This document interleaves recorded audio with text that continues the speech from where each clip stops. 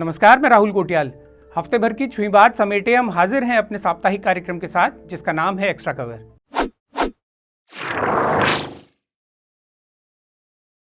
पहला प्रणाम इस बार भी उन्हीं खबीसों को जो इस व्यवस्था का हिस्सा तो हैं, लेकिन जिन्हें व्यवस्थित रखने का मंत्र पूरी व्यवस्था के पास नहीं है। यानी वही निर्लज्ज दर्जाधारी और अधिकारी जो अपनी सरकारी गाड़ियों में फर्जी नंबर प्लेट लगाए दंदनाते रहते हैं और कानून व्यवस्था को गुंठा दिखाते रहते हैं। इन लोगों को घचोड़ते हुए हमें कई हफ्ते बीत चुके हैं, लेकिन ये कीटाणु अभी तक पूरी तरह से साफ नहीं हुए हैं। सरकार से तो अब हमने इस मामले में अपील करना भी त्याग दिया है, क्योंकि संभवतः सरकार का धाकड़ होना सिर्फ आईटी सेल के पोस्टरों तक ही सीमित है। हकीकत में सरकार का इन लोगों को भय है ही नहीं।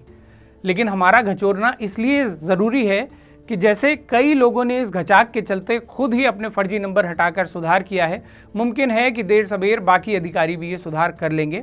वरना वो दिन भी दूर नहीं जब ऐसी गाड़ियों में सवार लोगों को जनता खुद ही किसी भी नुक्कड़ और चौराहे पर घेरने लगे और तब इनकी स्थिति इन्ना रिक उन्ना बाग कालू बिचरी कगजी भाग वाली बन पड़े। बहरहाल इन दिनों प्रदेश भर में बरसात हो रही है, जो अक्सर हमारे पहाड़ों के लिए कभी मेजर तो कभी माइनर आपदा बनकर आती है। इसी सोमवार नीति घाटी से ये भयानक दृश्य सामने आए, जहां पहाड़ से फिसलती हुई आई इस आपदा ने नीति घाटी के तमक नाला पर बने पुल को उखाड़ते हुए फिलहाल घाटी के 16 गांवों का संपर्क बाकी के राज्य से काट दिया है। आपदा प्रबंधन विभाग के अनुसार इस घटना में एक व्यक्ति लापता बताया जा रहा है। डिजास्टर प्रोन अपने राज्य में ऐसी आपदाओं को रोक पाना मुमकिन नहीं है, लेकिन इनसे होने वाले नुकसान को बेहद सीमित जरूर किया जा सकता है, बशर्ते सरकार की नीयत सच में ऐसा करने की हो। लेकिन प्रदेश की हकीकत क्या है? बरसात हर साल ये हमें बता जाती है और उत्तराखंड में विकास के फर्जी दावों को भी अपने साथ बहा ले जाती है। यहाँ बरसात पहाड़ की उस क्रूर तस्वीर को साफ साफ दिखला भी जाती है, जिसे भोगने के लिए पहाड़ के पूरे समाज को अभिशप्त कर दिया गया है। इस तस्वीर की सबसे पहली झलक आप लोग इस वीडियो में देखिए। ये वीडियो चमोली जिले के देवाल ब्लॉक का है। इस वीडियो में आप देख सकते हैं कि पहाड़ के लोग किन परिस्थितियों में जीने को मजबूर हैं। अपनी जान हथेली पर रखते हुए ये लोग उस हिस्से को पार कर रहे हैं जिसे सरकारी कागजों में सड़क बताया गया है। ऐसी सड़क जो हर साल लगातार बिना नागा बरसात में ऐसी ही हो जाती है और तब यहाँ के लोग ऐसे ही स्क्विड गेम खेलने के लिए मजबूर होते हैं, जहाँ एक चूक हुई तो जीवन लीला समाप्त। हमारी सरकार देहरादून और हल्द्वानी की चौड़ी सड़कों को और ज़्यादा चौड़ा करने के लिए तो रपरपी रहती है, जबकि लोग हाथ जोड़ते रह जाते हैं कि हमें नहीं चाहिए इतना विकास। दूसरी तरफ पहाड़ के ऐसे न जाने कितने हिस्से हैं जहां एक अदद पुल बनवाने के लिए भी लोगों को सालों का इंतजार और महीनों तक प्रदर्शन करने पड़ जाते हैं। पहाड़ में रड़दा डांडों की और बगदा मनखियों की स्थिति आज भी वही है जो नीगीदा ने बताई थी कि कख लगान छुई और कैमा लगान छुई। अब आप लोग ये दूसरी वीडियो देखिए जो बागेश्वर जिले के कपकोट क्षेत्र का है। जिस महिला को जुगाड़ से बनाई गई इस डोली में ले जाया जा रहा है, उनका नाम दुर्गा देवी है। कई दिनों से बीमार चल रही दुर्गा देवी को ऐसे ही जब 8 किलोमीटर तक ले जाया गया, तब जाकर हंस फाउंडेशन के स्वास्थ्य केंद्र तक उन्हें पहुंचाया जा सका। इस गांव में सड़क तो छोड़िए, मोबाइल नेटवर्क तक नहीं है। स्थानीय लोग बीते लंबे समय से प्रशासन से मांग कर रहे हैं कि आपात स्थिति के लिए एक सैटेलाइट फ़ोन ही मुहैया करा दिया जाए, लेकिन उनकी मांग प्रशासन के कानों तक पहुंचने से पहले ही कहीं खो जाती है। ऐसी ही स्थिति पहाड़ में न जाने कितनी दुर्गा देवियों की है। उत्तरकाशी जिले के पुरोला क्षेत्र को ही देखिए, जहां कमल नदी पर बना पुल करीब 4 साल पहले आई बाढ़ में बह गया था। इस पुल को फिर से बनाने का काम आज तक शुरू भी नहीं हुआ है। अब तलड़ा तोप के लोग सड़क पर धरना देने को मजबूर हो चुके हैं। पुल न होने के चलते गांव के लोग नदी के ऊपर किसी तरह लकड़ी या बल्ली बिछाकर नदी पार करते हैं, लेकिन वो भी पानी बढ़ते ही बह जाता है। और ऐसी व्यवस्था में नदी पार करने से जान चले जाने का जो खतरा बना रहता है वो अपनी जगह है। पिछले साल भी एक गर्भवती ये नदी पार करते हुए बह गई थी। हालांकि उनकी जान तो बच गई, लेकिन प्रशासन की प्राथमिकता में इसके बाद भी पुल निर्माण नहीं आ सका। स्थानीय विधायक पिछले 4 साल से जनता को बता रहे हैं कि पुल जल्दी बन जाएगा, लेकिन कई इंजन वाली उनकी सरकार भी इस छोटी सी पुलिया बांधने का काम अब तक नहीं कर पाई है। हमारे पहाड़ की एक बड़ी विडंबना ये भी है कि पहाड़ की दुर्दशा की खबरें अब लोगों को विचलित भी नहीं करती। आए दिन ये खबर सामने आती है कि अस्पताल पहुंचने से पहले या आगे रेफर कर दिए जाने के बाद हायर सेंटर पहुंचने से पहले ही किसी गर्भवती महिला की मौत हो गई। लेकिन ये खबरें अब इस कदर नॉर्मलाइज कर दी गई हैं कि जनता भी इसे पहाड़ की नियति मानकर स्वीकार कर चुकी है। ऐसी खबरों के लगातार सामने आते रहने के बाद भी न तो जनता कोई आंदोलन करती है, न किसी मंत्री का इस्तीफा ही मांगती है और न ही संबंधित अधिकारियों को लापरवाही के लिए दंडित करने की मांग ही करती है। नेताओं के लिए इससे अच्छा और क्या ही होगा कि उनसे जवाब मांगने वाला कोई रहे ही ना और उनका काम सोशल मीडिया की एक टीम से ही चल जा रहा हो, जहां जनता को लगातार बताया जा रहा हो कि हमारे नेताजी हर रोज लगातार भौं कुछ फरका रहे हैं। बीते दिनों बागेश्वर जिले से एक दुखद खबर यह भी सामने आई कि वहां बांसतोली गांव में आंगनवाड़ी कार्यकर्ता कमला देवी ने फांसी लगाकर आत्महत्या कर ली। कमला देवी बतौर BLO यानी बूथ लेवल ऑफिसर भी काम कर रही थी और उनके पति का आरोप है कि SIR के कार्य के दबाव के चलते उन्होंने एक कदम उठाया है। उनका कहना है कि SIR के पहले चरण में कमला देवी ने घर घर जाकर मतदाताओं का सत्यापन किया और उनका विवरण पोर्टल में अपलोड किया। दूसरे चरण में मतदाता सूची में पाई गई त्रुटियों से जुड़े नोटिस बांटने और मैपिंग का काम उन्हें सौंपा गया था। 31 जुलाई तक उन्हें 88 नोटिस बांटने थे, लेकिन वो 56 नोटिस ही बांट पाई। उनके पति पूरन राम के अनुसार नोटिस बांटने के दौरान एक तरफ कमला देवी को लोगों की नाराजगी झेलनी पड़ रही थी, तो दूसरी तरफ अधिकारियों के लगातार फोन आ रहे थे, जिसके चलते वो बहुत दबाव और मानसिक तनाव में थी। हालांकि प्रशासन ने इस तरह के आरोपों को खारिज किया है, लेकिन ये भी एक सच्चाई है कि SIR के काम में लगे BLO कई तरह की समस्याओं से जूझ रहे हैं। उनकी शिकायत है कि इस काम के लिए उन्हें पूरे साल का सिर्फ 12,000 मानदेय दिया जा रहा है, जो काफ़ी कम है। ऊपर से न तो कोई अवकाश मिलता है और न ही कोई कंपनसेटरी लीव्स। जिन लोगों की राजनीतिक पकड़ मजबूत होती है वो तो अपनी BLO ड्यूटी हटवा देते हैं, जबकि बाकी कर्मचारियों को दूर दूर के इलाकों में भी काम सौंप दिया जाता है और इसके लिए कोई अतिरिक्त भुगतान तक नहीं किया जाता। एक समस्या ये भी है कि किसी BLO को सिर्फ 100 मतदाता मिले हों और किसी को 1,000 से भी ज़्यादा मानदेय सबके लिए एक समान ही रखा गया है। ऐसे में कुछ लोगों पर काम का बहुत ज़्यादा बोझ हो जाता है। BLO को मिलने वाला 12,000 का मानदेय भी हाल ही में 6,000 से बढ़कर 12,000 हुआ है, लेकिन इस काम में लगे अधिकतर लोग भारी दबाव के चलते इससे बचना ही चाहते हैं और इस मानदेय से बेहतर अपने मूल काम में ही जाना चाहते हैं। हालांकि SIR एक ज़रूरी और महत्वपूर्ण प्रक्रिया है, लेकिन इसकी सार्थकता तभी है जब इस भगीरथ प्रयास में जुटे लोग सही मोटिवेशन के साथ इस काम को कर पाएं, ताकि ये बिना त्रुटियों के पूरा हो सके। बीते दिनों उत्तराखंड में पौड़ी जिले के एराडी गांव की ज़मीन का मामला भी खूब सुर्खियों में रहा। यहाँ 112 नाली कृषि भूमि के बिकने और उस पर हाउसिंग सोसाइटी बनने की बात ने तूल पकड़ा, तो सरकार को इस मामले में आनन फानन में जांच के आदेश देने पड़े। कहा जा रहा है कि ज़मीन पर करीब 250 फ्लैट्स बनाए जाने का प्रस्ताव है और ये काम एक निजी कंपनी कर रही है। स्थानीय लोगों का ये भी आरोप है कि इस प्रोजेक्ट के लिए जो पानी इस्तेमाल किया जाएगा उससे गांव वालों के पानी के स्रोत को ही खतरा पैदा हो सकता है। हालांकि इस मामले में एक पक्ष उन लोगों का भी है जिन्होंने ये ज़मीन बेची है। भू कानून के सवालों पर उनका कहना है कि उन्होंने किसी बाहर वाले को नहीं बल्कि उत्तराखंड के ही एक निवासी को ये ज़मीन बेची है और जिस कंपनी का यहाँ जिक्र हो रहा है वो दून हैचरीज लिमिटेड यमकेश्वर निवासी नरेंद्र सिंह के नाम पर पंजीकृत है। हालांकि इस मामले में लैंड यूज़ बदलवाने का मुद्दा भी सवालों के घेरे में है कि इस कृषि भूमि का लैंड यूज़ बदलने से पहले ही यहाँ हाउसिंग सोसाइटी बनाने का प्रचार प्रसार कैसे शुरू कर दिया गया। फिलहाल इस मामले में एक जांच समिति गठित कर दी गई है और किसी भी तरह के निर्माण पर फिलहाल रोक लगा दी गई है। वैसे इस मामले के चलते गौर करने वाली बात यह भी है कि पहाड़ की ज़मीनें बिक जाने पर जो शोर होता है वो सिर्फ 2 दिनों के शोर तक ही सीमित रह जाता है, जबकि ज़मीनों के बिकने की प्रक्रिया अपनी गति से चलती ही रहती है। हम लोग इस ओर अब भी ध्यान नहीं दे रहे कि आखिर बाहर के लोग पहाड़ में ज़मीनों के इतने दीवाने क्यों हुए जा रहे हैं। साफ है कि वो लोग जानते हैं कि आने वाले समय में इन ज़मीनों की ही कीमत होने वाली है, लेकिन हम इस कीमत को नहीं समझ रहे क्योंकि हमारे लिए पहाड़ की ज़मीनें सिर्फ आज का कठिन भूगोल हैं, जबकि बाहर वालों के लिए भविष्य का सुनहरा निवेश। हमारे कुछ लोग आर्थिक मजबूरी में तो कुछ बेहतर आर्थिकी पाने का क्षणिक सुख लेने के लिए सोने के अंडे देने वाली मुर्गी का गला काट रहे हैं। पहाड़ के लोगों को समझना चाहिए कि सरकार करे ना करे, उन्हें खुद ही चकबंदी जैसे कदम उठाने होंगे ताकि पहाड़ पर पहाड़ियों और मूल निवासियों का कुछ भला हो सके। ज़मीनों के चक बड़े होंगे तो ऐसे कई लोग जो बेहद मामूली नौकरियों के लिए दिल्ली देहरादून में खट रहे हैं, अपनी पहाड़ की ज़मीनों पर खुद से वो सब कर पाएंगे जो करने के लिए बाहर के लोग इन ज़मीनों पर नज़र गड़ाए बैठे हैं। पहाड़ के लोग अपनी ज़मीनों को पूरी तरह से क्लेम नहीं करेंगे और ऐसे ही उदासीन बने रहेंगे तो पौ बहार उन्हीं की होगी जिन्होंने ज़मीनों की लूट के 101 तरीके पहले से ही ईजाद कर लिए हैं। बहरहाल पहाड़ की जमीन का एक और विवाद बीते दिनों नैनीताल में भी सामने आया, लेकिन इस पर उतनी चर्चा नहीं हुई। तो इस मामले को थोड़ा विस्तार से समझते हैं। हालिया प्रसंग ये है कि सांसद अजय भट्ट ने बीती 18 जून को प्रदेश के मुख्य सचिव को एक पत्र लिखा। इसमें उन्होंने कहा कि उन्हें बताया गया है कि नैनीताल के रामगढ़ में तरुणेंद्र विक्रम सिंह नाम के व्यक्ति की चाय बगीचा में करीब 3.5 हेक्टेयर जमीन है, जिसकी पुनः पैमाइश किए जाने की वो मांग कर रहे हैं।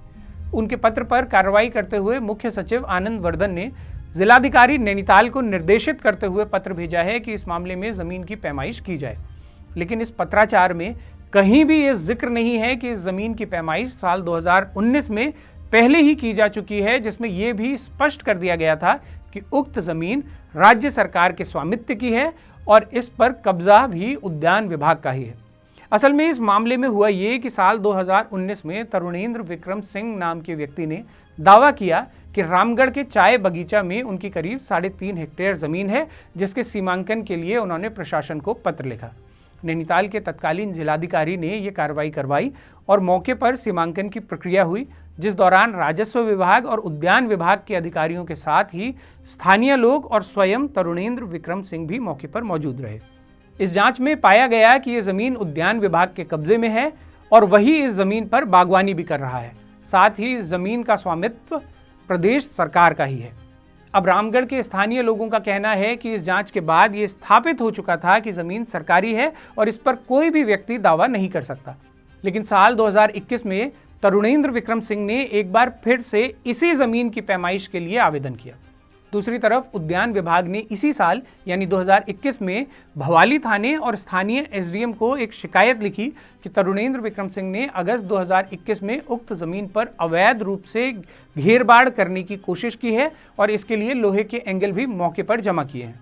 उद्यान विभाग के अलावा कई स्थानीय जनप्रतिनिधियों ने भी नैनीताल डीएम को पत्र लिखे कि रामगढ़ की इस जमीन पर बाहरी व्यक्तियों द्वारा कब्जा करने की कोशिश की जा रही है। इन सभी लोगों ने यह भी जिक्र किया कि इस जमीन की जांच 2019 में ही कर ली गई है और जांच में पाया जा चुका है कि जमीन सरकारी है। इसके बाद ये मामला एक तरह से ठंडे बस्ते में चला गया था, लेकिन अब सांसद अजय भट्ट के हालिया पत्र के बाद मामला फिर से गर्मा गया। स्थानीय लोग आरोप लगा रहे हैं कि एक तरफ तो ये सरकार दावा कर रही है कि हमने कई एकड़ जमीन अतिक्रमण से और कई प्रकार के जिहादों से मुक्त करवाकर वापस सरकार में निहित करवा ली है, और दूसरी तरफ इस तरह के पत्र लिखकर इनके सांसद ही सरकारी जमीन को लुटवाने की पैरवी करते नजर आ रहे हैं। फिर स्थानीय लोगों का यह भी आरोप है कि अगर तरुणेंद्र विक्रम सिंह का जमीन पर दावा सही है तो उन्हें साल 2019 में हो चुकी जांच को कोर्ट में चुनौती देनी चाहिए, जिसमें यह पाया जा चुका है कि जमीन सरकारी है। लेकिन वो ऐसा करने की बजाय नेताओं के माध्यम से जांच के आदेश क्यों करवा रहे हैं, विशेष तौर से तब जब जांच पहले ही पूरी हो चुकी है। स्थानीय लोगों के इस तर्क में वजन भी है। अगर ऐसा है भी कि तरुणेंद्र विक्रम सिंह का इस जमीन पर दावा सही है तो उन्हें साल 2019 के जांच आदेश को चुनौती देनी चाहिए। लेकिन उनका बार बार स्थानीय प्रशासन से और नेताओं से पैमाइश करवाने की अपील करना स्थानीय लोगों के मन में स्वाभाविक ही संदेह पैदा करने की एक वाजिब कारण बन जाता है। बीते हफ्ते उत्तराखंड से एक और खबर ने देश भर में जगह बनाई, जब अल्मोड़ा के युवा इनोवेटर रवि टमटा ने एक single seater flying car prototype का सफल परीक्षण करते हुए एक वीडियो जारी किया। रवि इससे पहले भी अपने इनोवेशंस को लेकर चर्चाओं में रहे हैं। बीते कुछ सालों से वो एक फ्लाइंग कार बनाने पर काम कर रहे थे। 7 अगस्त को उन्होंने अल्मोड़ा के एक ग्राउंड में अपनी इस फ्लाइंग कार का सफल परीक्षण किया और हवा में उड़ती ये मशीन जब लोगों ने सोशल मीडिया पर देखी तो ये वीडियो तुरंत ही देश भर में वायरल हो गया। मज़ेदार है कि इस वीडियो के वायरल होने के कई घंटों बाद DIPR अल्मोड़ा पेज से ये पोस्ट किया गया। ये पोस्ट रात के 11:30 बजे की गई और इसमें बताया गया कि स्थानीय हेमवती नंदन बहुगुणा स्टेडियम में आयोजित ट्रायल उड़ान के दौरान जिलाधिकारी श्री अंशुल सिंह एवं वरिष्ठ पुलिस अधीक्षक श्री चंद्रशेखर उपस्थित रहे। उनकी मौजूदगी में रवि टमटा ने हैपिडा स्काईनेक्स को सफलतापूर्वक उड़ान भरते हुए अपने नवाचार को साकार रूप दिया। इस दौरान सुरक्षा के सभी आवश्यक मार्गों का ध्यान रखा गया तथा प्रशासन की निगरानी में पूरी प्रक्रिया संपन्न करवाई गई। इसमें मज़ेदार ये है कि जो तस्वीर यहाँ पोस्ट की गई है वो रात की है। इसी समय के कुछ वीडियो भी अलग अलग जगह पोस्ट हुए हैं। कहने का मतलब ये है कि संभवतः रवि टमटा जब दिन में अपनी डिवाइस का सफल परीक्षण कर चुके थे, उनका वीडियो वायरल हो चुका था, वो देश भर में सुर्खियों में आ चुके थे, तब शासन प्रशासन को होश आया कि उनसे संपर्क करना चाहिए। इसके बाद वो वीडियो भी सामने आया जब मुख्यमंत्री ने रवि से फ़ोन पर बात की और संभवतः तभी स्थानीय प्रशासन को भी ये ख्याल आया कि इस परीक्षण को अपने सामने ही होता हुआ दिखाना पड़ेगा और सबको बताना होगा कि हमने सुरक्षा मानकों के साथ उनका पूरा ध्यान रखते हुए ये परीक्षण अपने सामने करवाया है। बहरहाल रवि को बधाई कि उन्होंने खालिस अपने जुनून के चलते कुछ ऐसा इनोवेट कर दिखाया है जो कई तरह के संसाधन मिलने के बाद भी लोगों के लिए कर पाना मुमकिन नहीं होता। वैसे समय बीतने के साथ कुछ लोग रवि के इस इनोवेशन को ये कहते हुए नकारने का भी कोशिश कर रहे हैं कि इस तरह के इनोवेशन कुछ साल पहले देश और विदेश में अन्य जगह भी अन्य लोगों ने किए हैं। ये बात सही भी है कि ऐसे प्रयोग पहले भी कुछ जगह हुए हैं, लेकिन इस आधार पर रवि टमटा के प्रयोग को खारिज करना कतई भी सही नहीं है। पहाड़ में रहते हुए बेहद सीमित संसाधनों और अपनी लगन के चलते उन्होंने एक अभिनव प्रयोग किया है, उसे सफल कर दिखाया है और अगर उन्हें हमारी सरकारों का समर्थन मिलता है तो वो इसे आगे और बेहतर कर सकते हैं। उनके प्रयोगों को समर्थन देना और उनका हौसला बढ़ाया ही जाना चाहिए ताकि हमारे युवाओं को ऐसे इनोवेशंस के लिए और प्रोत्साहन मिल सके। बीते दिनों एक और अच्छी खबर सुप्रीम कोर्ट से भी आई, जहां कोर्ट ने मोदी सरकार के उस फैसले को असंवैधानिक माना है जिसके तहत किसी भी परियोजना के लिए पर्यावरण स्वीकृति को बैकडेट में भी लिया जा सकता था। असल में मोदी सरकार साल 2021 में एक मेमोरेंडम लेकर आई थी जिसके तहत किसी भी बड़ी परियोजना के लिए ज़रूरी एनवायरमेंट क्लियरेंस को परियोजना शुरू होने के बाद भी लिए जाने का रास्ता खोल दिया गया था। यानी कोई भी बड़ी परियोजना शुरू करने के लिए आप पहाड़ों को खंडवार बना दीजिए और बाद में जब चाहे पर्यावरण से जुड़े सवालों की ज़रूरी अनुमतियां लेते रहिए। लेकिन अब सुप्रीम कोर्ट ने साफ किया है कि किसी अपवाद स्वरूप ऐसा किया तो जा सकता है, लेकिन मेमोरेंडम के माध्यम से एनवायरमेंटल लॉज को पूरी तरह बाईपास कर देना नागरिकों के मौलिक अधिकारों का हनन है। लिहाजा ये मेमोरेंडम असंवैधानिक है। सुप्रीम कोर्ट का ये फैसला उत्तराखंड जैसे पहाड़ी राज्य के लिए इसलिए भी अहम है कि इस बेहद संवेदनशील राज्य में बिना किसी एनवायरमेंटल क्लियरेंस के बड़े प्रोजेक्ट शुरू कर देना पहाड़ों को और भी बांझा धुल सकते थे। जाते जाते चर्चा करते हैं कुछ राजनीतिक खबरों पर भी। इन दिनों ये राजनीतिक खबर खूब चर्चाओं में है कि भाजपा का इंटरनल सर्वे बता रहा है कि उसके 32 विधायकों की परफॉर्मेंस ठीक नहीं है और उनके टिकट खतरे में पड़ सकते हैं। इस खबर के साथ ही कुछ ओपिनियन पोल्स भी यहाँ वहाँ इन दिनों दिखने लगे हैं, जिनमें से कुछ में बताया जा रहा है कि आने वाले चुनाव में कांग्रेस 40 पार सीट जीत रही है, तो कुछ बता रहे हैं कि भाजपा 50 से ज़्यादा सीट जीत रही है। मज़ेदार ये है कि इनमें से कोई भी सर्वे किसी एजेंसी के नाम के साथ सार्वजनिक नहीं किया जा रहा। कोई नहीं बता रहा कि सर्वे किसने किया, सैंपल साइज क्या था, आदि आदि। यानी ये सभी सर्वे फर्जी हैं, जो साफ है कि एक कमरे में बैठकर कांग्रेस का आईटी सेल तो किसी दूसरे कमरे में बैठकर भाजपा का आईटी सेल अपने अपने हिसाब से अपनी अपनी पार्टी को मनचाही सीट देते हुए ओपिनियन पोल के बहाने से अपना माहौल बना रहा है। फिर जनता को भी ऐसी खबरों में मज़ा तो आता ही है कि सरकार किसकी बन रही है। ये बताने वाले भले ही कितने बड़े लफ्ज़ क्यों ना हों, राजनीति में दिलचस्पी रखने वालों की कोई ना कोई कॉर्ड वो छू ही जाते हैं। बहरहाल बीते दिनों कांग्रेस के राष्ट्रीय अध्यक्ष मल्लिकार्जुन खड़गे का उत्तराखंड दौरा भी खूब सुर्खियों में रहा। कांग्रेस ने आरोप लगाया कि उनकी रैली में आने वालों को पुलिस रोक रही है और नैनीताल की एसएसपी पर तो कांग्रेस ने सीधा सीधा भाजपा के एजेंट होने का भी आरोप लगा दिया। किसी भी आईपीएस ऑफिसर पर ऐसा आरोप लगना एक गंभीर मामला है, लेकिन इसकी गंभीरता कांग्रेस ने खुद ही तब कमज़ोर कर दी जब कांग्रेस नेता एसएसपी ऑफिस में दाखिल हुए और वहां उनके कुछ लोगों ने एसएसपी को खोजते हुए अपशब्द कह डाले। कांग्रेस को अगर ये लगता था कि एसएसपी उनकी रैली को कमज़ोर करने के लिए दुर्भावना से काम कर रहे हैं, तो उन्हें गंभीर मामले को उसी गंभीरता से उठाना भी चाहिए था। जोश जोश में एसएसपी को अपशब्द कहना उनके लिए ही काफ़ी हद तक उल्टा पड़ा और एसएसपी को एक बड़े वर्ग की सहानुभूति मिल गई। अब भाजपा प्रदेश भर में कांग्रेस नेताओं का पुतला फूंक रही है। वैसे ये भी मज़ेदार है कि उत्तराखंड में कांग्रेस को सबसे ज़्यादा चर्चा खुद भाजपा ही देने लगी है। भाजपा के अपने घोषित और अघोषित आईटी सेल के लोग बीते कुछ समय से जिस तरह से कांग्रेस पर हमलावर हैं, उससे ये साफ लगता है कि 10 साल की एंटी इनकम्बेंसी ने भाजपा को इस कदर तो डरा ही दिया है कि उन्हें भान होने लगा है कि सत्ता अब फिसल जाने की नौबत आ सकती है। इतना आत्मविश्वास तो खुद प्रदेश कांग्रेस के नेताओं को फिलहाल नहीं है कि उनकी सरकार बन सकती है, जितना डर भाजपा में सरकार में वापसी न कर पाने का दिख रहा है। इस राजनीतिक पहलू पर चर्चा करेंगे आने वाले एक्स्ट्रा कवर के नए एपिसोड्स में। आज के लिए बस इतना ही।